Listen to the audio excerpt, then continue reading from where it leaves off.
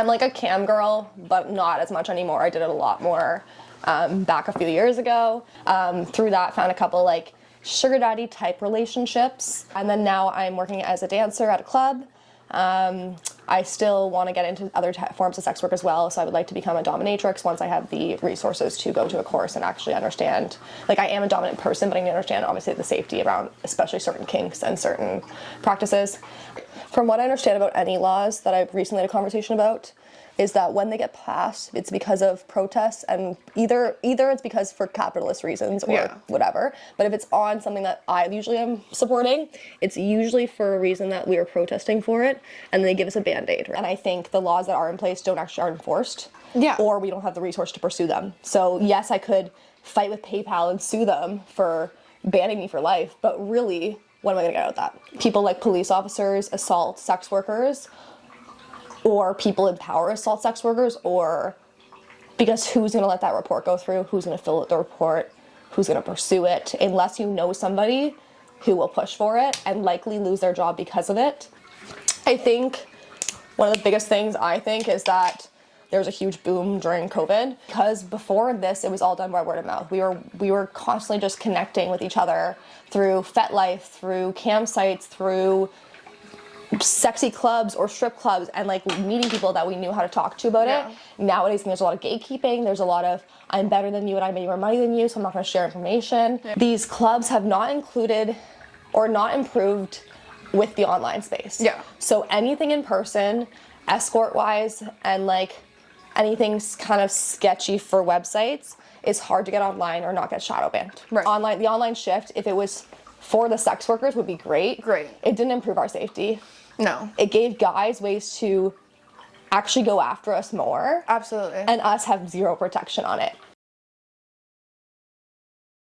I consider myself a performer above anything. I love the dancing part. If I could pay my bills doing stage, I would. Especially when I got into pole dancing, when I got into stripping, I was pretty deep in a bulimia stint, and pole dancing honestly saved my life because I realized I didn't have to be skinny, I had to be strong, and I've been so much more consistent about my training and all of that because of pole. I think there's definitely a type of girl people expect to see as sex workers, and I think the more people release that, the more people would realize that you know one. Not that that should be the myriad to protect people or care about something, but that's the reality of it. I hear all the time that I don't look like a stripper, which to me, I've seen so many strippers, I'm like, I kind of do. I kind of do. And that's it. First of all, there's nothing wrong with that. But I just, whatever preconceived notion people have in their mind of like what a stripper looks like is so conventionally wrong, because the same way that everybody has sexual feelings, there exists a worker who can satisfy those. I think the number one question people ask me is like, are girls bitchy with each other, especially in a club setting? I think a lot of other sex workers work independently, so maybe they don't face that question as much. But the reality is no. The 90% of girls are just in doing their own thing and are like civil and welcoming at worst, if not gracious, caring, maternal, and team-oriented at best. My whole life as like a young mixed girl, but specifically what, for lack of a better term, like rocked my world was when I became a stripper. And I, for the first time in my life, as someone who's like kind of like towed the line racially my whole life, I had someone bold-faced look at me and tell me, you are too fat and too black to work here. And it blew me away. Like at the time, it was like really upsetting and frustrating, and it's affected how I audition at clubs for the past 4.5 years almost. In the whole industry, for whatever reason, kind of lags like 30 years back societally and politically. And it's almost undescribable to explain to people that like the means of your work safety and the ethics of your workplace and the human resource aspect of it all is like still in 1975, 1982. You try to explain it even in small talk to like customers, and I've had customers who've gone to strip clubs their whole lives be shocked by the things that I have just normalized. You'll have 6 black girls working a club.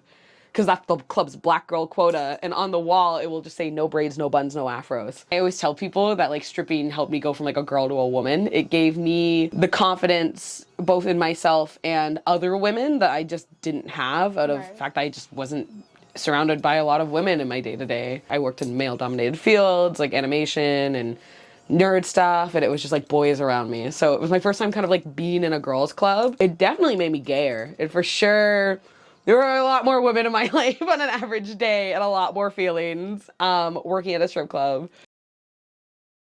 It's a lot more like anticlimactic than people think it is. Like that seems to be the biggest thing when I talk about it with like friends, family, etc. It's not usually some like Hollywood pretty woman sort of environment. It's usually people that are like lonely, disabled, neurodivergent.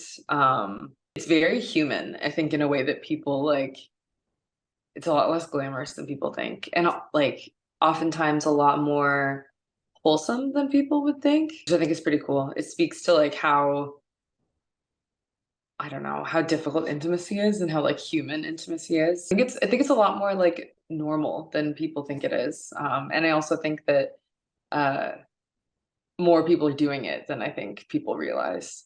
Like who are sex workers, I think a lot of us would surprise people. I guess like politically, I think